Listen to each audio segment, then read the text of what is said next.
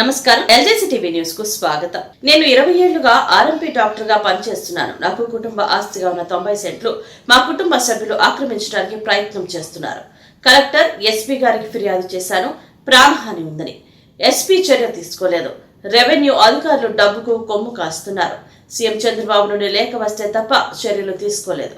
TDP party నాయకుల దగ్గరికి తీసుకుని వెళ్లినా సమస్య పరిష్కారం కాలేదు. అందుకే గవర్నర్ కి వినతి పత్రం ఇచ్చాను. 5 రోజుల్లో పరిష్కారం అవ్వాల్సిన సమస్య 5 నెలల్లో అయినా పరిష్కారం కాలేదు. కొలనాటి అప్పారావు, నక్కపల్లి డబ్బులు ఇస్తే అధికారులు ఒకరి భూమి ఒకరికి రాసిస్తున్నారు. మా తాత ముత్తాతలు సాగు చేస్తున్న 5 ఎకరాల మామిడి తోటను అమ్మేశారు. డాక్టర్ పొద్దు శ్రీనివాసరావు, గౌరపాలు అండి నాది. గౌరపాలు నేను ఆర్ఎంపీ డాక్టర్కి 20 సంవత్సరాలు పెట్టి చేస్తున్నాను సార్.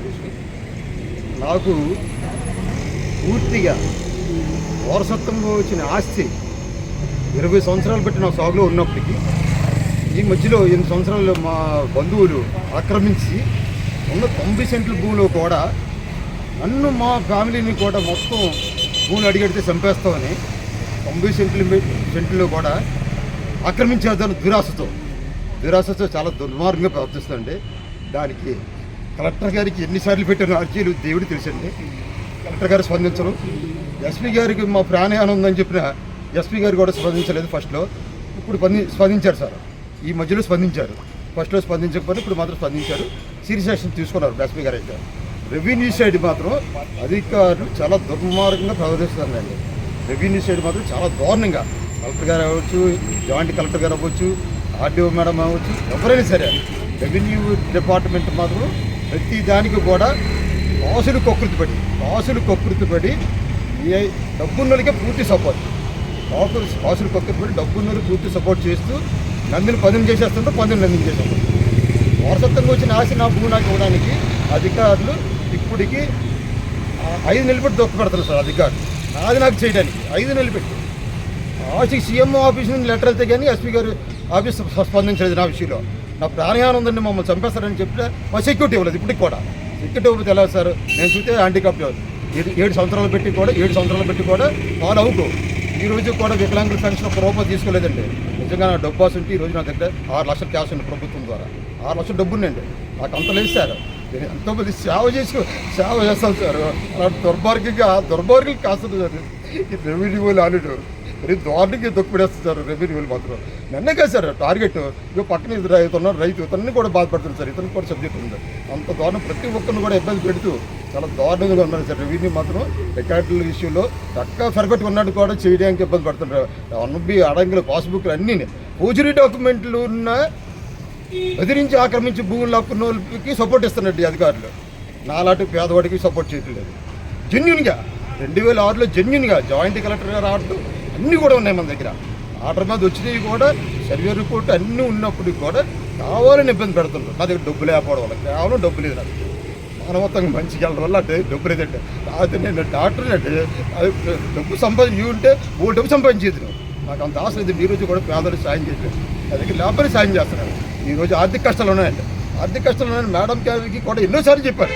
కలెక్టర్ మేడంకి, జాయింట్ కలెక్టర్ మేడం చెప్పినా సరే జాయింట్ కలెక్టర్ మేడం యాక్షన్ చట్ట పరిధిలో ఉన్నది కూడా వాళ్ళు చట్టాన్ని కూడా ఉల్లంఘన చేస్తున్నారు. అధికారులు చట్టాన్ని కూడా ఉల్లంఘన చేస్తున్నారు. అంటే డబ్బున్నోడికి వచ్చేటం అంటే డబ్బు లేని పేదోడికి వచ్చేటమా? తప్పు కదండి. ఎవరైనా సరే న్యాయం ఒకలాగా ఉండాలి ఎవరికైనా సరే. అంత దుర్మార్గంగా అధికారులు మాత్రం వ్యవహరిస్తుందండి. సార్కి సీఎంఆర్సీ పెట్టాను, స్పందించారు, కొంత హెల్ప్ అవుతుంది. ఇప్పుడు మన గవర్నర్ గారు సార్ కూడా దృష్టిలో పెట్టాను. న్యాయం చేస్తారని కొద్ది పక్కగా హామీ చేస్తానని అన్నారు. మధ్యలో నాకు మెసేజ్ వస్తుందండి. ఇప్పటికైనా కొద్ది అధికారులు కళ్ళు తెరిచే వ్యవహారం చేస్తే బాగుంటుందని.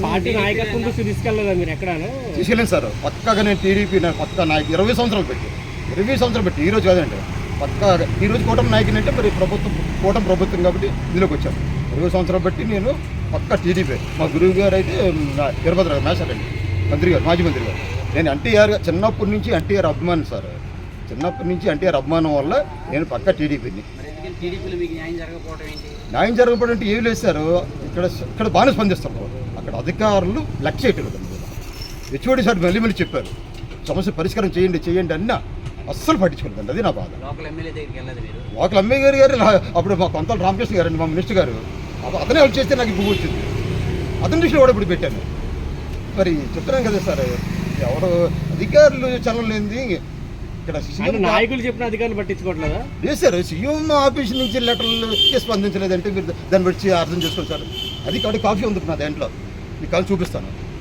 నాకు సబ్డివిజన్ చేసి పోలీసు ఇచ్చి మొన్న ఎప్పుడు 2 నెలలు 15 రోజులు ఇచ్చారు సార్ హెచ్ఓడి సార్ సీఎం ఆఫీసులో. అప్పుడు కూడా హెచ్ఓడి అక్కడ కలెక్టరేట్ ఆఫీసులో స్పందించలేదు. అప్పుడు కూడా బాధ పెట్టారు నేను, ఏదో రకంగా ఇబ్బంది పెట్టారు. ఈరోజు కూడా 5 రోజుల్లో అవ్వాల్సిన పరిష్కారం ఈ రోజుకి 5 నెలలు అయిందండి. 5 నెలలు పెట్టి అంత దుర్మార్గంగా ఎవరేస్తాం కేవలం సార్ డబ్బుకండి సార్, డబ్బుకి కేవలం డబ్బుకి. లేదు మరి అటువంటిప్పుడు మాకు గవర్నర్ గారు కూడా మాకు న్యాయం చేస్తారని చెప్పేసి గవర్నర్ గారి మీద ఉంది అభిమానం ఉండి గవర్నమెంట్ వారు చేస్తారని చెప్పేసి మేము గవర్నమెంట్ వారికి వినవించుకుంటున్నాం. అయ్యా ఇది మా పరిస్థితి. కుటుంబం అంతా చెల్లాచెదురైపోయి గెంజి లేక అన్నవారు ఆపుతేని ఏడుస్తూ ఇక్కడ వరకు వచ్చింది. అధికారులు నిర్లక్ష్యండి. డబ్బులు ఇస్తే ఒకటి భూమి ఒకటి రాసేస్తున్నారు. డబ్బులు ఇస్తే ఒకటి భూమి ఒకటి రాసేస్తున్నారు. మేము ఇవ్వలేము. మేము ఎక్కడి నుంచి తెచ్చి ఇవ్వగలుగుతామండి? కూలి పని చేసుకొని బతికే వాళ్ళు. ఇదన్నమాట మా పరిస్థితి. మాకు న్యాయం చేయమని చెప్పేసి గవర్నర్ గారిని కోరడానికి మేము గవర్నర్ గారు ఇంటికి ఇంతవరకు గవర్నర్ గారు బంగాళాకు వచ్చామండి. అది మాకు ఇప్పటికన్నా న్యాయం జరుగుతుందని మేము ఈ కూటమి ప్రభుత్వం మీద మాకు నమ్మకం ఉండి ఇప్పటికైనా మాకు న్యాయం చేస్తారని చెప్పేసి మేము కోరుతున్నామండి. నక్కపల్లి అండి, అనకాపల్లి జిల్లా నక్కపల్లి మండలం నక్కపల్లి గ్రామం అండి. పత్రికా సోదరులకి నా నమస్కారాలు.